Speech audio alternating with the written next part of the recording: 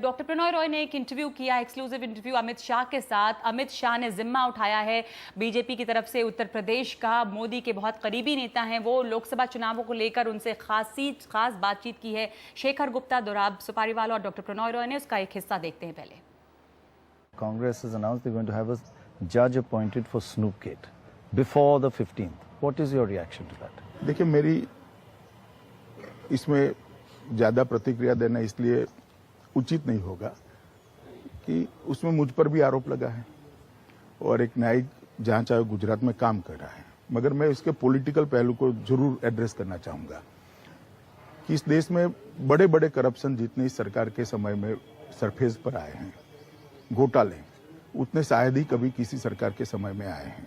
2G का हो, आदर्श का हो, कोयले का हो, रक्षा सौदों का हो, हर क्षेत्र में घोटाला बाहर है और हर जगह पे कहीं ना कहीं जांच रखी है, कई जगह पे कमीशन भी बने।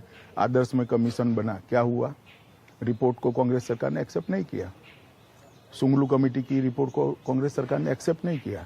अगर इतने बड़े बड़े घोटाले की रिपोर्ट ये सरकार एक्सेप्ट नहीं कर रही है और जिसमें ऑलरेडी एक कमीशन काम कर रहा है, उसमें दूसरा कमीशन अपॉइंट करने की अगर कोई सोच रहा है और मॉरल अथॉरिटी खत्म होने के बाद, जबकि चुनाव देश का चल रहा है, उनको भी मालूम है, पूरे देश को मालूम है कि बदलाव होने जा रहा है। कॉन्स्टिट्यूशनल अथॉरिटी भी नहीं है, वैसे सच्चाई तो यही है। कॉन्स्टिट्यूशनल अथॉरिटी तो खैर छोड़िए, कह सकते हैं कि अभी भी हम पावर में इंटरप्रिट कर सकते हैं, मगर मॉरल अथॉरिटी तो चुनाव की घोषणा होते ही खत्म होती है। उसके बाद में इसका अपॉइंटमेंट तो कांग्रेस की ट्रेडिशनल विंडिक्टिव पॉलिटिक्स है, उसका एक और सगुफा है। इससे ज्यादा मैं कुछ नहीं मानता इसमें। One other issue which has come up in the campaign about dividing the nation, etc., and the difference between 1984 and the Godhra riots. 2002. People are saying both are terrible acts. Both should be punished. Whoever is guilty should be punished. But the difference between the two is post the events. The other UPA had a Sikh prime minister, had a Sikh head of army, had a lot of Sikhs in its cabinet. You, they say, after 2002 have not had Muslims in your cabinet, have not appointed Muslim MLAs, MPs. Is that going to change? देखिए, इसमें ऐसा है कि ये जो perception बना है वो हम शासन के बाद ही तोड़ सकते हैं। वो कोई छोटी मोटी घटनाओं से नहीं टूटेगा। एक दो लोगों को टिकट देने से या एक दो लोगों को कैबिनेट में लेने से नहीं टूटेगा, सिंबॉलिक नहीं टूटेगा। मैं मानता हूँ 1950 से कांग्रेस ने नाप लिया था कि उनको अगर कोई चैलेंज है तो भारतीय जनसंघ है, भारतीय जनता पार्टी है।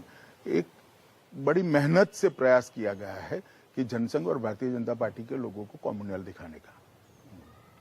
मैं मानता हूं, मैं भारतीय जनता पार्टी का मतलब 30-35 साल से काम कर रहा हूं इसी विचार के साथ। मैं मानता हूं कि गलत परसेप्शन है और जब हमारा जहां जहां हमारा शासन हुआ आया है ये परसेप्शन टूटा है।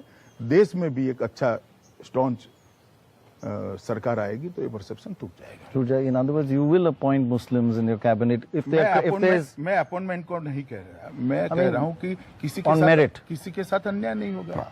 अब मेरिट आता है तो इसमें हिंदू मुसलमान कहाँ आता है? Right. मेरिट्स पे ही जाना चाहिए। It is a big statement that. देखिए, मेरिट्स पे ही जाइए ना, कौन हिंदू है कौन मुसलमान, उस पर क्यों जाते हैं? दो मुसलमानों को अपॉइंट करने से मुसलमानों का कल्याण हो जाएगा क्या? मैं नहीं मानता ऐसा। But you have no objection to it. नहीं है। देखिए, अभी on merit is what you'll do. जब मेरी पार्टी का शासन होगा और मुस्लिम भाइयों के मन में से भी ये जो शंकाएं हैं वो निकल जाएगी तो अपने आप चीजें आगे You will change the perception by your action.